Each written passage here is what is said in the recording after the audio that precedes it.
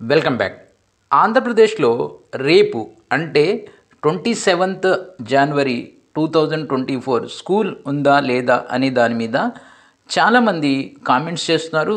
దాంతో పాటుగా సోషల్ మీడియాలో ఒక న్యూస్ అనేది వైరల్ అవుతుంది.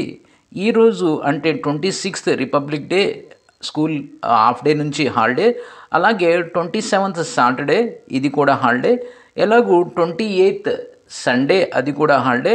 నెక్స్ట్ వచ్చేసి మనకు స్కూల్స్ 29th నుంచి ఉంటాయి అనేటటువంటి ఒక న్యూస్ సోషల్ మీడియాలో బాగా వైరల్ అవుతుంది. అయితే ఈ 27th ఏదైతే రేపు ఉందో, రేపు సాటర్డే అనేది హాలిడే కాదు.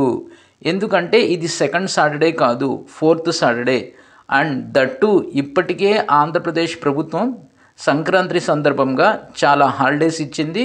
హాలిడేస్ తర్వాత కూడా ఒక 3 రోజులు మళ్ళీ ఎక్స్టెండ్ చేసింది. సో కాబట్టి రేపు సాటర్డే ఏదైతే ఉందో అది ఫుల్గా వర్కింగ్ డే, అది ఎలాంటి హాలిడేస్ కాదు.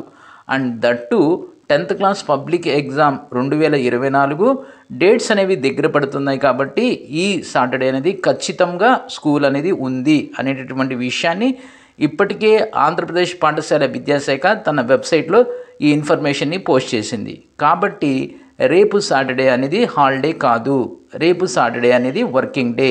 ఈ విషయాన్ని అర్థం చేసుకుంది. ఇది కేవలం స్కూల్స్ మాత్రమే కాదు, స్కూల్స్ అండ్ కాలేజెస్కి రెండిటికి కూడా ఫుల్గా వర్కింగ్ డే. ఇది వీడియో.